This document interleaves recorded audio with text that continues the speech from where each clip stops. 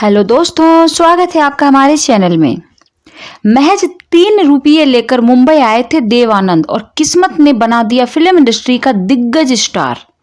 अपनी जबरदस्त एक्टिंग और खूबसूरती के लिए मशहूर देव आनंद का नाम फिल्म इंडस्ट्री के बहुत ही दिग्गज अभिनेताओं में लिया जाता है। पंजाब के गुरदासपुर में जन्मे देव आनंद ने साल 2011 में इस दुनिया को अलविदा कह दिया था। अपने वक्त में फिल्मी दुनिया में अपना एक अलग ही क्रेज रखने वाले देव आनंद जब बॉलीवुड में पैर जमाने के इरादे से मुंबई आए थे तो इस बेहतरीन एक्टर का शुरुआती टाइम काफी स्ट्रगल भरा रहा और उनकी जेब में भी बहुत बड़ी रकम नहीं थी। देव आनंद की आज हम चर्चा कर रहे हैं। चलिए विस्तार से उनके बारे में हम बताते हैं, उनके संघर्ष के दिनों के बारे में जानते हैं, तंगी की वजह से उन्हें क्यों छोड़नी पड़ गई थी पढ़ाई।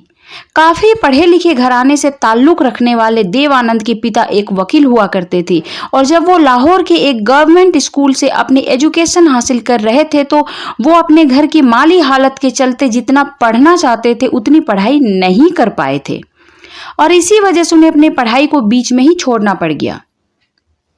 बॉलीवुड के शानदार एक्टर को एक्टिंग करने का शौक तो बचपन से ही थी और जब उनकी पढ़ाई छूट गई तो वे फिल्मों में काम करने के सपने को लेकर मुंबई आ गए। हालांकि जब वो फिल्मी दुनिया में अपनी किस्मत चमकाने के लिए आए तो उनकी जेब में महज 3 रुपये ही थे। इसके साथ ही उनके पास रात गुजारने का भी कोई ठिकाना नहीं था। 2 वक्त की रोटी के लिए भी सोचना पड़ता था उनको। बहुत कम लोग जानते होंगे कि मिलिट्री सेंसर ऑफिस में इन्होंने जॉब किया था। अपने बुरे दिनों से निपटने के लिए देव आनंद ने मिलिट्री सेंसर ऑफिस में जॉब करनी शुरू कर दी थी और इसके बाद जब उन्हें फिल्मों में काम करने का मौका मिला तो उन्होंने बॉलीवुड में सफलता की कहानी को लिखने में कमी नहीं रखी।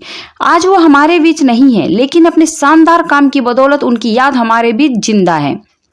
बॉलीवुड में कई एक्टर आए और कई चले गए लेकिन कोई भी लेजेंड देव आनंद जैसा नहीं आया। देव आनंद साहब ने अपने टैलेंट से करीब 6 दशकों तक लोगों के दिलों पर राज किया था।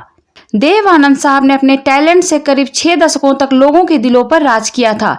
देव आनंद की एक्टिंग और डायलॉग डिलीवरी का हर कोई दीवाना था। उनके जैसा डायलॉग डिलीवरी देने वाले एक्टर ने अभी तक इंडस्ट्री में एंट्री नहीं ली है। देव आनंद ने अपने हुनर, अदाकारी और रूमानियत के जादू से लाखों फैंस बनाए थे। उनका जादू फैंस के सिर पर चढ़कर बोलता था। देव आनंद साहब अपने जमाने के फैशन आइकॉन माने जाते थे। फैंस उनकी एक झलक पाने के लिए बेकरार रहते थे।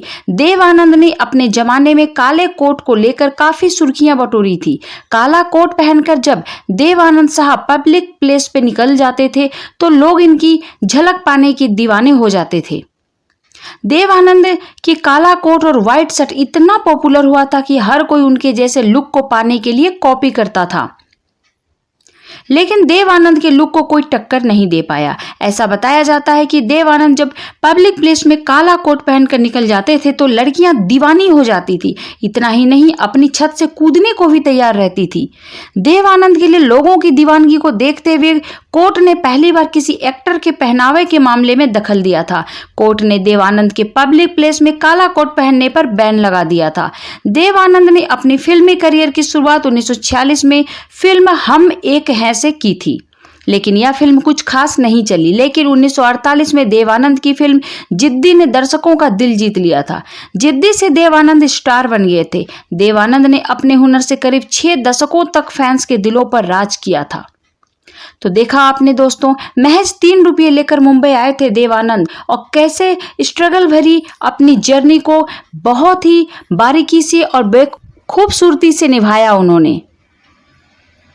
बॉलीवुड में जितने अच्छे एक्टर देव आनंद कहे जाते हैं, जितने बड़े और दिग्गज एक्टर देव आनंद थे उतनी आज तक कोई नहीं हो सके। कैसी लगी आपको देव आनंद साहब की ये जानकारी? अगर अच्छी लगी हो तो प्लीज हमारे चैनल को सब्सक्राइब करना ना भूलें। Thank you so much. अपना ख्याल रखिए, स्वस्थ रहिए, मस्त रहिए, हंसते हुए रहिए।